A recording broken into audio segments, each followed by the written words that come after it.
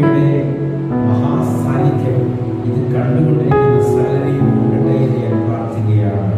സ്നേഹപൂർണനായ എൻ്റെ യേശുവയുടെ മഹാസാന്നിധ്യം സകലിൽ നിറയപ്പെടട്ടെ എന്ന് ഒരിക്കൽ കൂടെ ഞാൻ പ്രാർത്ഥിക്കുകയാണ്. ആ സ്നേഹത്തെ പറ്റി അല്ലാതെ എനിക്കൊന്നും പറയാനില്ല. വിശ്വാസ ജീവിതത്തിൽ കടന്നു വന്ന പലരും പറയാറുണ്ട്, വീണ്ടുന്ന ഒരു ആത്മീയ വളർച്ച ഉണ്ടാകുന്നില്ല. ആത്മീയ വളർച്ചയ്ക്ക് അടിസ്ഥാനമായ ചില കാര്യങ്ങൾ പങ്കുവയ്ക്കുവാൻ ഞാൻ ആഗ്രഹിക്കുകയാണ്. യേശുവിനെ കാണണം. നമുക്ക് സ്തോത്രം ലൂക്കോസിന്റെ സുവിശേഷം 19-ാം അധ്യായം അതിന്റെ 3-ാമത്തെ വാക്യം വായിക്കാം. 3-4 വാക്യങ്ങൾ വായിക്കാം. ലൂക്കോസിന്റെ സുവിശേഷം 19-ന്റെ 3 വരെടുത്തൊരാൾക്ക് ശബ്ദം ഉയർത്തി വായിക്കാം. യേശു എങ്ങനെയുള്ളവനെന്ന് കാണുവാൻ ശ്രമിച്ചു. വളർച്ചയിൽ കുറിയവനായതുകൊണ്ട് പുരുഷാരനിമിത്തം കഴിയില്ല. അവനൊരു ആഗ്രഹം ഉണ്ടായി യേശുവിനെ കാണണം. പക്ഷേ അവന്റെ സാഹചര്യങ്ങൾ അവന് അനുവദനീയമല്ല, അല്ലെങ്കിൽ അവന് അനുവദിക്കപ്പെടുന്ന അവസ്ഥയല്ല. പുരുഷാര നിമിത്തം അവന് കയറാൻ പറ്റത്തില്ല, യേശുവിന്റെ അടുത്ത് ചെല്ലാൻ പറ്റത്തില്ല. പക്ഷേ അവന്റെ ആ ദർശനത്തിൽ നിന്ന്, ചിന്തയിൽ നിന്ന് എടുത്ത് നിലപാട് പുറകോട്ട് ചലിച്ചില്ല. ഞാൻ കാണുക തന്നെ ചെയ്യും. എന്നാൽ മുമ്പോട്ടോടി കാട്ടത്തിന്മേൽ കയറി യേശു ആ വഴി വരികയായിരുന്നു. അവൻ ആ സ്ഥലത്തെത്തിയപ്പോൾ മേലോട്ട് നോക്കി, സക്കായിയെ വേഗം ഇറങ്ങി വാ, ഞാൻ ഇന്ന് നിന്റെ വീട്ടിൽ പാർക്കേണ്ടതാകുന്നു എന്ന് അവൻ പറഞ്ഞു. ഒരാമീൻ പറഞ്ഞാണ്. സക്കായിക്ക് ഒറ്റ ആഗ്രഹമുണ്ട്. എങ്ങനെയാണ്? യേശുവിനെ കാണണം. യേശുവിന്റെ വീട്ടിൽ വരണമെന്നൊന്നും ആഗ്രഹിച്ചില്ല. ഒന്ന് കാണണം, എനിക്കൊന്ന് കാണണം. സാഹചര്യങ്ങളെല്ലാം എതിരാണ്, ചുറ്റുപാടെല്ലാം പ്രതികൂലങ്ങളാണ്. എന്തൊക്കെ പ്രതികൂലങ്ങളാണെങ്കിലും, സാഹചര്യം എത്രത്തോളം ബലപ്പെട്ട് നിൽക്കുന്നതാണെങ്കിലും, ഹല്ലേലൂയ, ഞാൻ എടുത്ത നിലപാടിൽ നിന്നും ഞാൻ പുറകോട്ട് ചലിക്കത്തില്ല. ഞാൻ കാണുക തന്നെ ചെയ്യും. അവന്റെ ആവേശം ആ കുഞ്ഞിക്കാലുകൾ വെച്ച മരത്തി മലനി കയറി നോക്കണേ. സ്തോത്രം, ഹല്ലേലൂയ.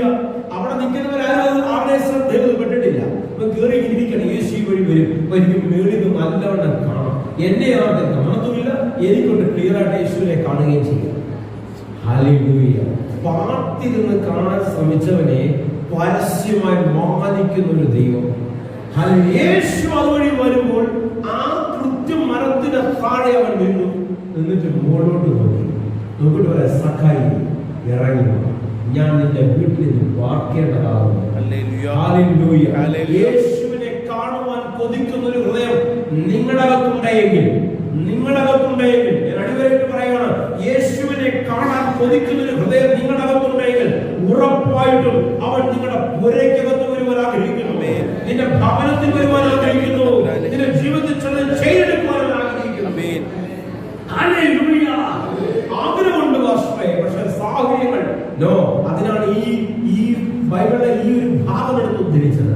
സാഹചര്യം എത്ര ശക്തിയുള്ളതാണെങ്കിലും, മല പോലെ നിൽക്കുന്നതാണെങ്കിലും, വാഞ്ചയുള്ളവർ സാഹചര്യം വിഷയമല്ല, ആഗ്രഹമുള്ള സാഹചര്യം വിഷയമല്ല. ആഗ്രഹം വെച്ച് മുന്നോട്ട് ചലിച്ചു, ഉറപ്പായിട്ട് നിന്നെ മാനിക്കുന്നവന്റെ കൃപയുടെ വ്യാപാരം നിന്റെ ജീവിതത്തിൽ വെളിപ്പെടുത്തുന്നത്. സ്തോത്രം, ഹല്ലേലൂയ. ഇന്ന് ഞാൻ നിന്റെ വീട്ടിൽ പാർക്കേണ്ടതാകുന്നു. വാക്കുകൾ വായിച്ചാണ്, ഞാൻ ആ ഭാഗം എടുക്കാൻ ഉദ്ദേശിച്ചത്. വാക്കുകൾ വായിച്ചാണ്. അവൻ ബന്ധപ്പെട്ട് ഇറങ്ങി കണ്ടവരൊക്കെ എന്ന് പറഞ്ഞു അവൻ പാവിയായ ഒരു മനുഷ്യന്റെ കൂടെ. സ്തോത്രം, അത്ര ഡൈജസ്റ്റ് ചെയ്യത്തില്ല. ആത്മീയ മണ്ഡലത്തിൽ ഇരിക്കുന്നവരൊന്നും അത്ര ഡൈജസ്റ്റ് ചെയ്യുന്ന ഒരു കാര്യമല്ല. ഏതാ സഭ എന്ന് പറഞ്ഞാൽ അത് വിശുദ്ധന്മാരുടെ ഗണമാണ്. ഒറ്റ അശുദ്ധനെ അകത്തോട്ട് കയറ്റിയെത്തി. മഞ്ഞ മാസ്ക് ഇട്ട് വരുന്നവന്, കറുത്ത മാസ്ക് ഇട്ട് വരുന്നവന്, കറുത്ത ഉടുപ്പിട്ട് വരുന്നവന്, മഞ്ഞ ഉടുപ്പിട്ട് വരുന്നവന്, പുറത്തോട്ട് പോടാ. ഇവിടെ ഞങ്ങൾ കുറെ പേര് മാത്രമേ ഉണ്ടാവൂ. ഇതൊന്നും സഭയല്ല, ക്രിസ്തുവിന്റെ ശരീരമല്ല, ഓർഗനൈസേഷൻ ആണ്, സംഘടനയാണ്. സംഘടനയുടെ നേതാവിന്റെ വാക്കുകളാണത്. ഹല്ലേലൂയ. യേശുവിന്റെ വാക്കാണല്ല കേട്ടോ. ഹല്ലേലൂയ. ഇറങ്ങി വാടാ കുഞ്ഞേ, ഞാൻ നിന്റെ കൂടെ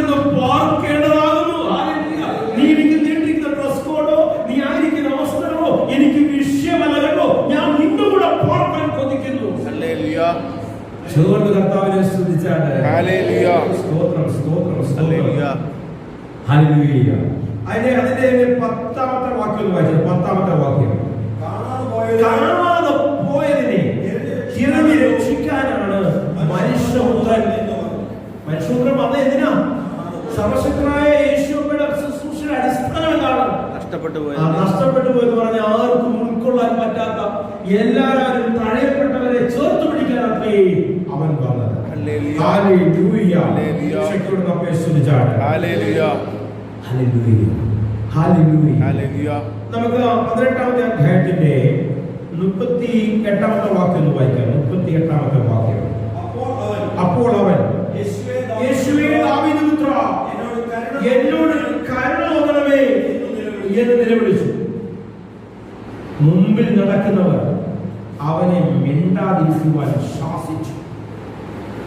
ഹല്ലേലൂയ. അവൻ നിലവിളിക്കുകയാണ്, കർത്താവേ എന്നോട് കരുണയുണ്ടാകണേ. അവൻ നിലവിളിച്ചു. അവിടെ നിന്നവരെന്ത് ചെയ്തു?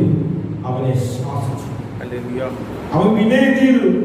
ദാവീദ് പുത്രാ, എന്നോട് കരുണയുണ്ടാകണമേ. അവൻ നിലവിളി ഏറ്റവും അധികമായി. ഇത്ര പേരെന്നെ ശാസിച്ചതല്ലേ, ഇത്ര പേരെന്നെ ഭത്സിച്ചതല്ലേ, ഇങ്ങനെ ആ ഭാഗത്തോട് ഞാൻ പോകുന്നില്ല.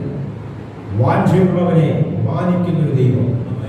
ആ വാക്യം 40 വായിച്ചാണ്, 40 വായിച്ചാണ്. യേശു നിന്ന് അടുക്കൽ കൊണ്ടുവരാൻ കൽപ്പിച്ചു. അവൻ അടുക്കൽ വന്നപ്പോൾ ഞാൻ നിനക്ക് എന്ത് ചെയ്തു തരണമെന്ന് ചോദിച്ചു. കർത്താവേ എനിക്ക് കാഴ്ച കിട്ടണമെന്ന് അവൻ പറഞ്ഞു.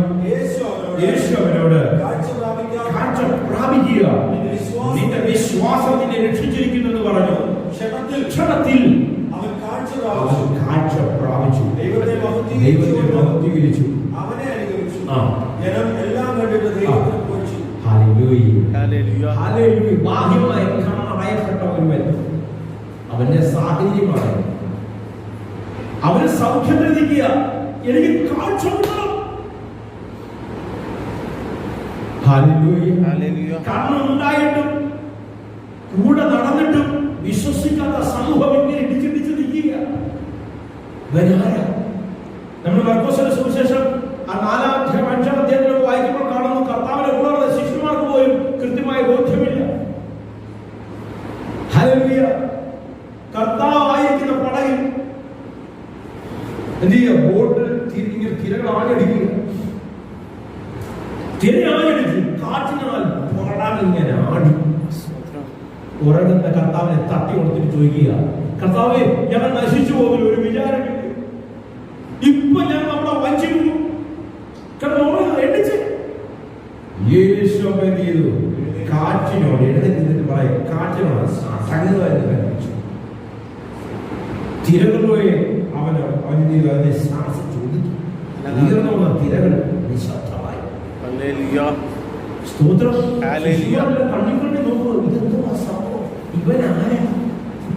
കൂടെ നടക്കുക, അത്ഭുതങ്ങൾ കാണുന്നുണ്ട്, അടയാളങ്ങൾ കാണുന്നുണ്ട്. ഈ കണ്ണുകൊണ്ട് തന്നെ വളരെ ക്ലിയറായിട്ട് എല്ലാം കാണുന്നുണ്ട്. എന്നിട്ട് പറയുക, ഇവനാരാ? കാറ്റും കടലും ഇവനെ അനുസരിക്കുന്നു. യേശുവിന്റെ ശിഷ്യന്മാരെ നോക്കി, ആത്മവിശ്വാസികളെ, നിങ്ങൾ ഇങ്ങനെ അല്പത്തിൽ നടന്നതെന്ന് നിങ്ങളുടെ വിശ്വാസത്തിന്റെ തീവ്രത എത്രമാത്രമാണെന്ന് ഇതിൽ നിന്ന് വ്യക്തമാണ്. അല്ലേ? ഇവരെ അത്ഭുതപ്പെടുക. കണ്ണുണ്ടേ, കാഴ്ചയില്ലാത്തവരോ പറയുക, ദാവീദ് പുത്രാ എന്നോട് കരുണയുണ്ടാകണമേ. അവൻ നിലവിളിച്ചു. നിലവിളിച്ചവന് കർത്താവിന്റെ ശബ്ദം കേൾക്കാനിടവന്നു. ഞാൻ എന്താ നിനക്ക് ചെയ്തു തരേണ്ടേ? ഞാൻ എന്താ നിനക്ക് ചെയ്തു തരേണ്ടത്? ഇന്ന് കർത്താവ് നിന്നോട് ചോദിക്കുകയാണ്, ഞാൻ എന്താ നിനക്ക് ചെയ്തു തരേണ്ടത്? അവൻ കർത്താവിന്റെ ശബ്ദം കേട്ടു. അവൻ കണ്ടില്ല, പക്ഷേ അവൻ ആ ശബ്ദം കേട്ടു. കർത്താവ് പറയുക, കാഴ്ച പ്രാപിക്കുക. അവൻ ക്ഷണത്തിൽ കാഴ്ച പ്രാപിച്ചു. ഒരാമേൻ പറഞ്ഞാണ്. ശക്തിയോടെ കർത്താവിനെ സ്തുതിച്ചാണ്. ഹല്ലേലൂയ. അതിന്റെ 18ാമത്തെ അധ്യായത്തിന്റെ അതിന്റെ 15-ാമത്തെ വാക്യം ഒന്ന് വായിച്ചാൽ, അവൻ തൊടേണ്ടതിന് ചിലർ ശിശുക്കളെ അവന്റെ അടുക്കൽ കൊണ്ടുവന്നു. ശിഷ്യന്മാർ അത് കണ്ട് അവരെ ശാസിച്ചു. ഇവിടെ നോക്കണേ, ഈ ശിഷ്യന്മാരെ കൂടെ ചെയ്ത പണികൾ നോക്കണം. ആദ്യം ദാവീദ് പുത്രോ കരുണയുണ്ടാകണമെന്ന് പറഞ്ഞപ്പോൾ കൂടെ നിന്നവരെല്ലാം പറഞ്ഞു, അതിന് ഇത്രയും ശബ്ദവും എടുക്കണ്ട, ആരൊക്കെ അടക്കിയാലും വാഞ്ചുള്ളവരെ അടക്കാൻ പറ്റത്തില്ല. ആരൊക്കെ എന്തൊക്കെ ശ്രമങ്ങൾ നടത്തിയാലും വാഞ്ചുള്ളവരെ ഒതുക്കാൻ പറ്റത്തില്ല. അവൻ കുറച്ചുകൂടെ ഇരട്ടി ശബ്ദത്തിൽ വിളിച്ചു,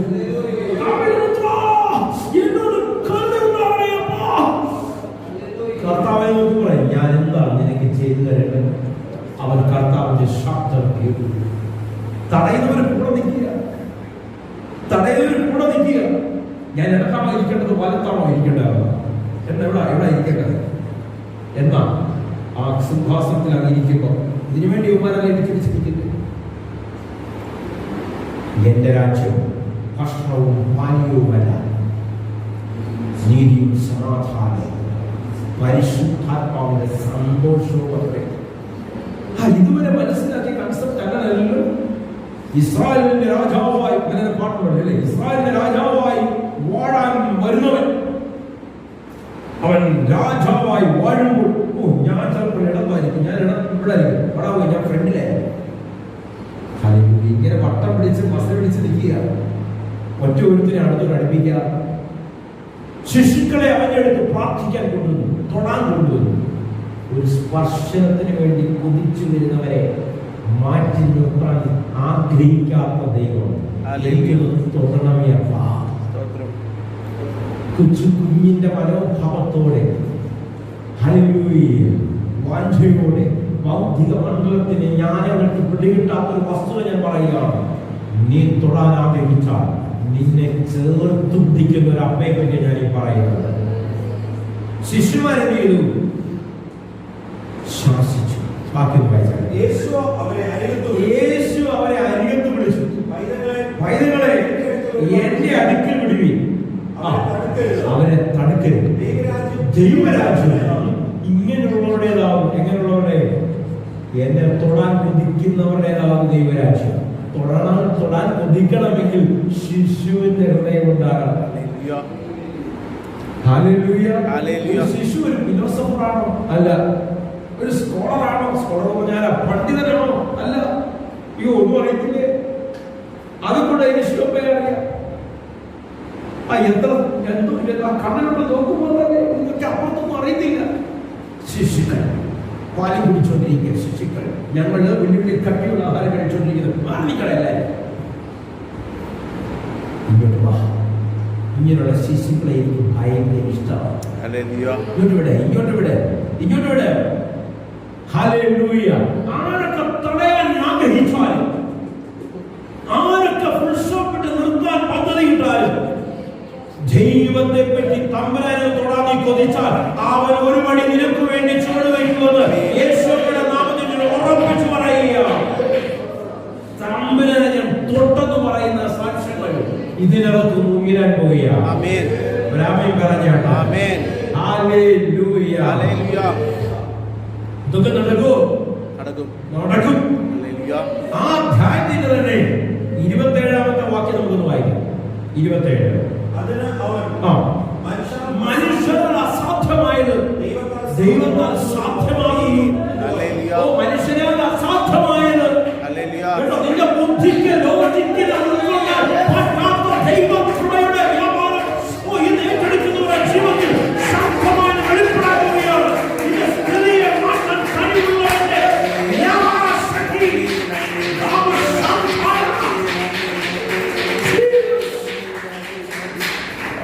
നിനക്ക് വേണ്ടി ഒഴിച്ചുവിട്ട് മുന്നോട്ട് വെക്കുന്ന യേശുവയുടെ വ്യാപാര ശക്തി ദൈവത്താൽ സകലതും സാധ്യം. പറഞ്ഞാട്ട്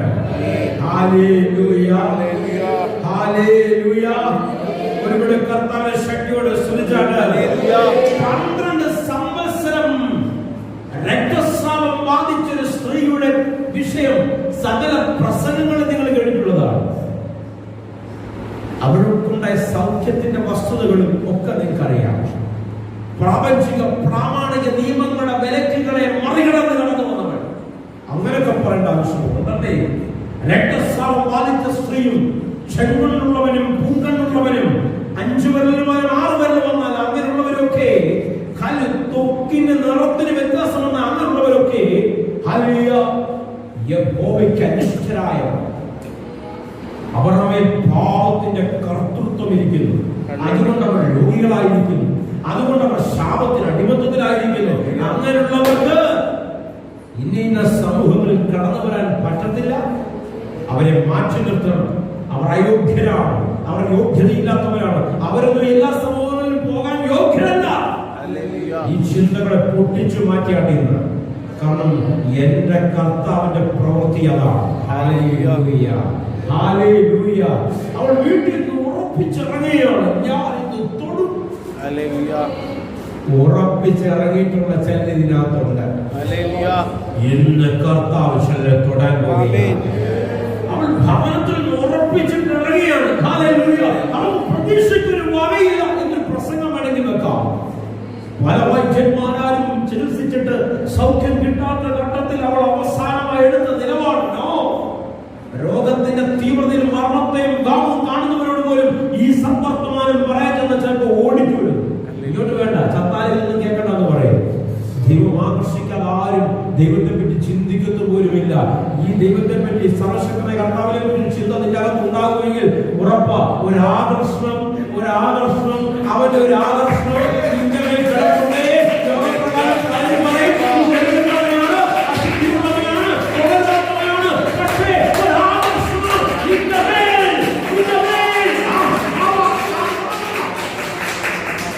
അവന്റെ ആകർഷണ ശക്തി നിന്റെ മേൽ ഉള്ളത് കൊണ്ട് തന്നെ ചിലതിന്റെ ജീവിതത്തിൽ നടക്കും. അവൾ ഭവനത്തിലുള്ള ഒരു നിലപാടിലെത്തുകയാണ്. ഞാൻ ഇന്ന് അവനെ തൊടും. യേശുവിനെ തൊടാൻ പറ്റിയില്ലെങ്കിൽ വസ്ത്രത്തിന്റെ തൊങ്ങല്ലെങ്കിൽ ഞാൻ തൊടും. എന്തൊരു വിശ്വാസമാണ്. അവൾ അവിടെ എത്തണമെങ്കിൽ പലരുടെയും കണ്ണിൽപ്പെട്ടാൽ മോശ കൽപ്പിച്ച ന്യായപ്രമാണ പ്രകാരം അവിടെ മേൽ വിധി കൽപ്പിക്കപ്പെടും. അവർക്ക് ചെത്താൻ പറ്റത്തില്ല. എല്ലാരും കൂടുന്നിടത്ത് കൂടാൻ പറ്റത്തില്ല. എല്ലാരും വരുന്നിടത്ത് വരാൻ പറ്റത്തില്ല. കാരണം സമൂഹം വിധി കൽപ്പിച്ചു വെച്ചിരിക്കുന്ന ചില വസ്തുതകളുണ്ട്. അതിന്റെ നടുവിലൂടെ അവർ നടന്നു വരികയാണ്. എന്റെ ഭാഷ പറഞ്ഞ ഇഴഞ്ഞ് താഴെക്കൂടെ ഇഴഞ്ഞ് വലിഞ്ഞ് ആൾക്കാർ ഇടയിൽ കൂടെ ആ വസ്ത്രത്തിന്റെ അറ്റത്തുനിന്ന് പിടിച്ചു നടന്നുകൊണ്ട് മുന്നോട്ട് നടക്കുന്നവൻ അവിടെ നിന്ന് നിന്നു. എന്നെ അവർ വചനം പറയുന്നു ശക്തി അവിടെ മേലെ ഇറങ്ങി. ക്ഷണത്തിൽ അവൾ സൗഖ്യമാണ്.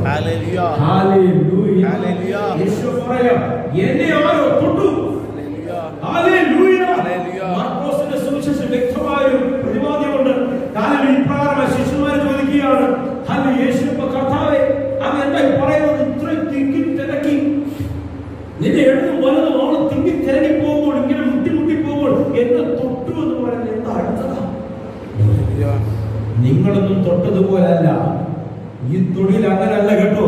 എന്നെ തൊട്ടു, എന്നിൽ നിന്നും ശക്തി പുറപ്പെട്ടു. ഞാൻ പോലും അറിയാതെ എന്നിൽ നിന്ന് ശക്തിയെ പിടിച്ചെടുക്കുന്ന വിശ്വാസം. ആ വിശ്വാസത്തിന്റെ ശക്തി നിങ്ങളകത്ത് വ്യാപരിക്കപ്പെടട്ടെ. ആശ്രയിക്കാൻ ഒരിടവുമില്ലേ ഇല്ല. ചർച്ചക്കാരില്ല, സ്വന്തക്കാരില്ല, കൂടെ നിൽക്കുന്നവർ മാറുന്നു പലതും പറയും. പക്ഷേ ഇത് വിളിക്കുന്നവരുടെ കൃപയുടെ വ്യാപാരം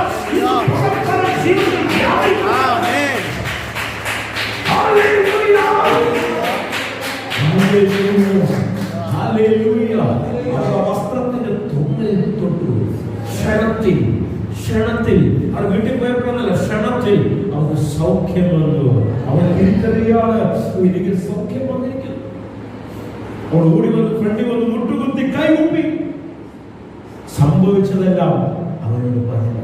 പറയാൻ ഒത്തിരി ഉണ്ട്, പറയാൻ ഒരുപാടുണ്ട്.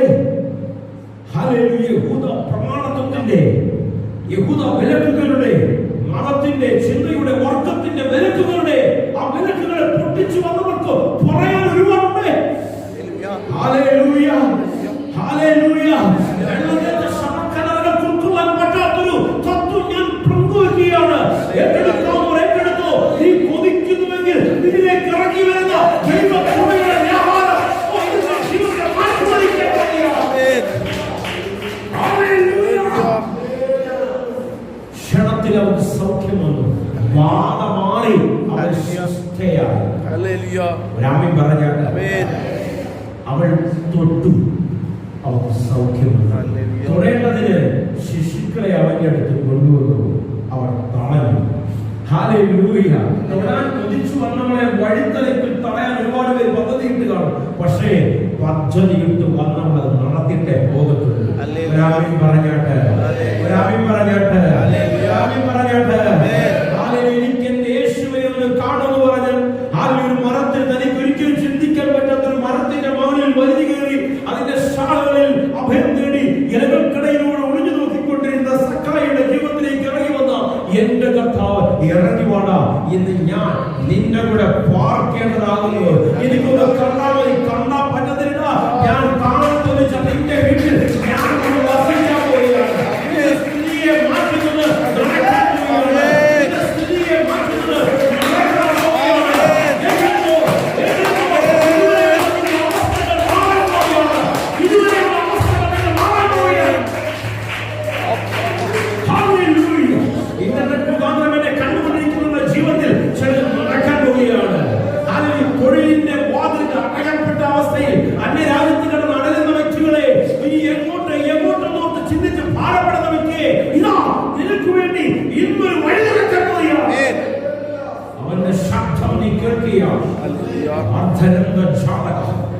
ശക്തമായി സംഭവിക്കാം. ഇറങ്ങിയോ, ഞാൻ നിന്റെ വീട്ടിൽ പാർക്കാൻ പോവുകയാണ്. അവൻ കാണുകയും ചെയ്തു, ശബ്ദം കേൾക്കുകയും ചെയ്തു, അവനോട് പാർക്കുകയും ചെയ്തു. കാണാൻ കൊതിച്ചാൽ നീ കേൾക്കും, കേൾക്കാൻ കൊതിച്ചാൽ നിനക്ക് തൊടാൻ പറ്റും. അവന്റെ കൂടെ വസിക്കുന്ന അനുഭവം നിന്റെ ജീവിതത്തിലുണ്ടാകും. ശിഷ്യന്മാർ കൂടെ നിൽക്കുകയാണ്. ആ ശിഷ്യന്മാരെ മറികടന്ന് കുഞ്ഞുങ്ങളെ കൊണ്ട് വരാൻ പറ്റുന്നില്ല. അവനെ ശാസിച്ചു. അങ്ങനെ തൊടാൻ പറ്റത്തില്ല യേശുവിനെ. അത് യേശുവിനെ തൊടണമെങ്കിൽ ചില യോഗ്യതകളൊക്കെ ഉണ്ടാകും. യേശു അവരെ മാറ്റി നിർത്തി വരാൻ പറഞ്ഞു. നിങ്ങളുടെ പുറമേയുള്ള വകുപ്പുകൾ അങ്ങോട്ട് മാറ്റി വെച്ച് ഈ കുഞ്ഞുങ്ങളെ പോലുള്ളവരെ കണ്ടോ? അതിനകത്തും കുറച്ച് തിയറികളുണ്ട്. ഒരു തിയറിക്ക് നിരക്കാത്ത ഒരു തിയറി ഞാൻ പറഞ്ഞു തരാം കേട്ടോ. രക്തസ്രാവം ബാധിച്ചവിടെ മാത്രമല്ല, നാളുകളായി നാളുകളായി നാളുകളായി വേറെ പണി ചെയ്ത് ജീവിച്ചവളെന്ന് മുദ്രകുത്തപ്പെട്ട ഒരു സ്ത്രീ യേശുവിടെ തിരിക്കുന്നു പറഞ്ഞ് ഓടി വരിക. അവിടെ കയ്യിൽ വെങ്കൽ ഭരണി, ആ ഭരണിക്കകത്ത് പരിമളതൈലം, ഈ ഭരണിയെ പറ്റിയും തൈലത്തെ പറ്റിയും ഒക്കെ പ്രസംഗിച്ച് വാദോരാതെ പ്രസംഗിച്ച് സമയം ഒരുപാട് പങ്കുവെച്ചവരെ നിങ്ങൾ കേട്ടിട്ടുണ്ടായിരിക്കാം. എന്നാൽ ഭരണിക്കകത്തുള്ള ആ തൈലത്തെ പറ്റിയല്ല ഞാൻ പറയാൻ ആഗ്രഹിക്കുന്നത്. പാപത്തിന്റെ പരിണിത ഫലവും പാപത്തിന്റെ ശമ്പളവും തലയിൽ വഹിച്ചു കൊണ്ടുവരുന്നവളെ പറ്റി ഞാൻ പറയുന്നത്. അവൾ കിടക്കിയിലൊഴുക്കിയ വിയർപ്പിന്റെ ഇങ്ങനൊക്കെ നിന്ന് ദൈവവചനം പറയുന്നു. വിരുദ്ധ ഉപദേശവുമായി ഇറങ്ങിയിരിക്കുന്നു. യേശു ശുശ്രൂഷിച്ചപ്പോൾ യേശുവിടെ ശുശ്രൂഷ കണ്ടവർ വെള്ളം വെച്ച ശവക്കലവർ ഒന്നരങ്ങ് വിളിച്ചു പറഞ്ഞു, ഇത് മറ്റൊരു ഉപദേശം, ഇത് മറ്റൊരു ഉപദേശം, ഇവൻ ദൈവദൂഷണം പറയുന്നു. എന്റെ അപ്പനെ അതാ പറഞ്ഞെങ്കിൽ നിങ്ങൾ എന്നെ പറഞ്ഞു. ഒരു വിഷയമില്ല കേട്ടോ. വിശുദ്ധ ബൈബിൾ എഴുതിയിരിക്കുന്നു. പാപത്തിൽ വീണുപോയ സ്ത്രീ അവന്റെ കാൽക്കൽ വീണ് കരയുക. ആ കാലിൽ കെട്ടിപ്പിടിച്ച് വാവട്ടി കരയുക. പരിമളതൈലം ഒഴിച്ചതും ഭരണി പൊട്ടിച്ചതും ഒക്കെ അവിടെ ഇരിക്കട്ടെ.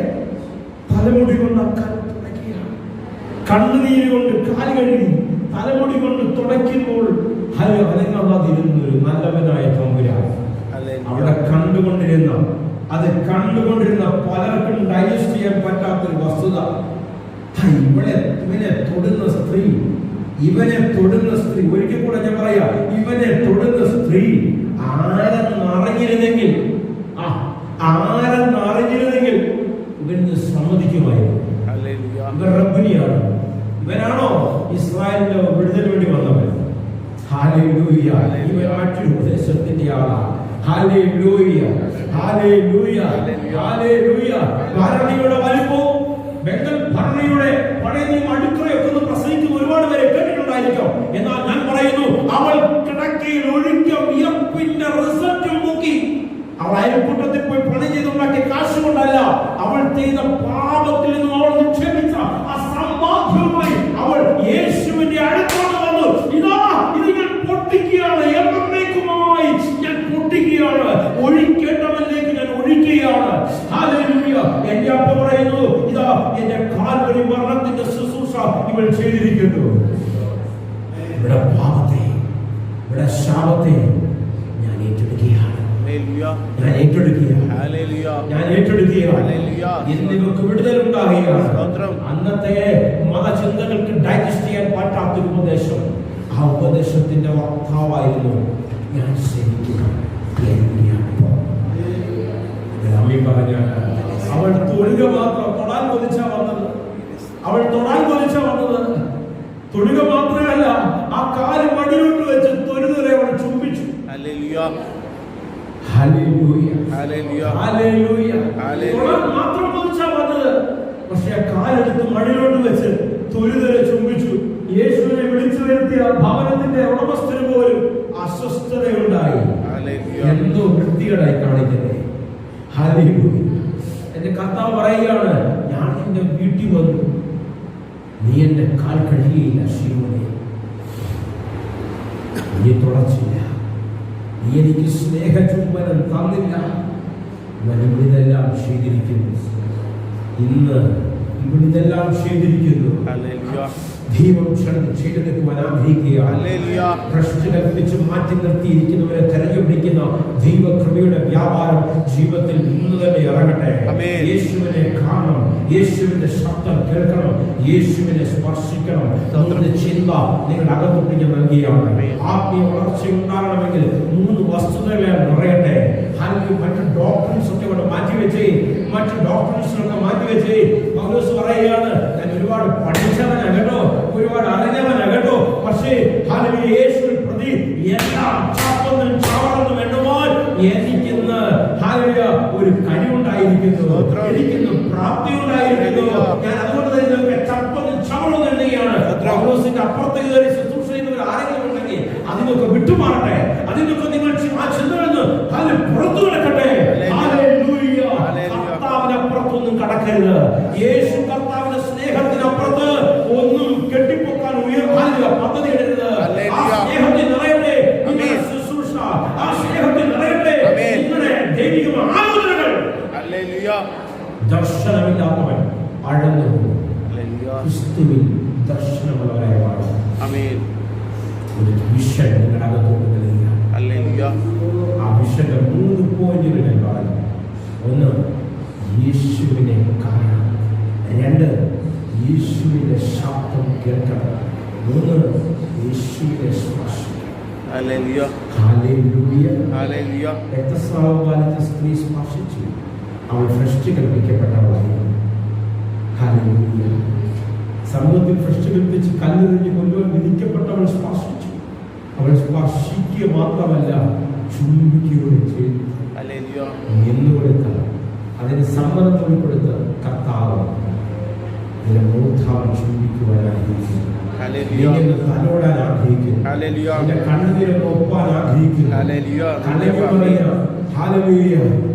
അസ്വസ്ഥമായിരിക്കുന്ന നിന്റെ ഹൃദയത്തിന്, നിന്റെ ചിന്തകൾക്ക്, നിന്റെ പ്രശ്നങ്ങൾക്ക് ഒരു മറുപടി തരുവാൻ അവന്റെ കരങ്ങൾ നിനക്ക് വേണ്ടി ക്ഷണിക്കാൻ.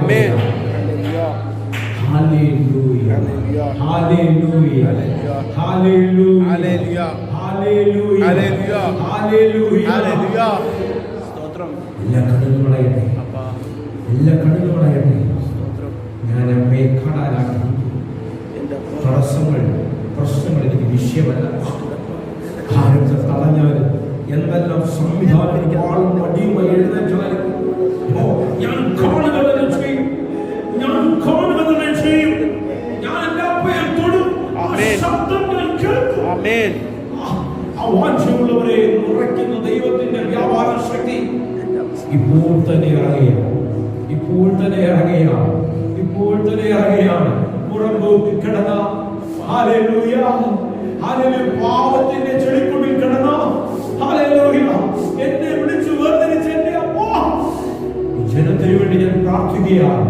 ഈ ജനത്തിന് വേണ്ടി ഞാൻ പ്രാർത്ഥിക്കുകയാണ്. ഇടയില്ലാത്ത ആളുകളെ പോലെ അടന്നു നടക്കുന്ന സമൂഹങ്ങൾക്ക് വേണ്ടി ഞാൻ പ്രാർത്ഥിക്കുകയാണ്. കർത്താവേ, മനസ്സിലുള്ളവരെ, ഹല്ലേലൂയ, ഹല്ലേലൂയ, ഹൃദയത്തിന്റെ വികാരങ്ങളെ അറിയുന്നവരെ, അങ്ങയുടെ കാരണം ഈ പ്രാർത്ഥിക്കുന്ന ജനത്തിന് വേണ്ടി ചലിക്കണമേ എന്ന് ഞാൻ പ്രാർത്ഥിക്കുന്നു. ഇന്റർനെറ്റ് മുഖാന്തരം എന്നെ കണ്ടുകൊണ്ടിരിക്കുന്നവരുടെ ജീവിതത്തിൽ ശക്തമായത് ചിലർ നടക്കുകയാണ്. നീ ഏത് ഡിനോമിനേഷനുള്ളവരായിക്കൊണ്ട് അപ്പയ്ക്കൊന്നും വിഷയമല്ല കേട്ടോ. നീ ഏത് മതത്തിലുള്ളവരായിക്കൊണ്ട് എന്റെ അപ്പയ്ക്കൊന്നും വിഷയമല്ല കേട്ടോ. നിനക്കൊരു വാഞ്ചയുണ്ടോ? യേശുവിനെ കാണണമെന്ന്, യേശുവിനെ തൊടണമെന്ന്, യേശുവിന്റെ ശബ്ദം കേൾക്കണമെന്ന് ചിലരുടെ ജീവിതത്തിൽ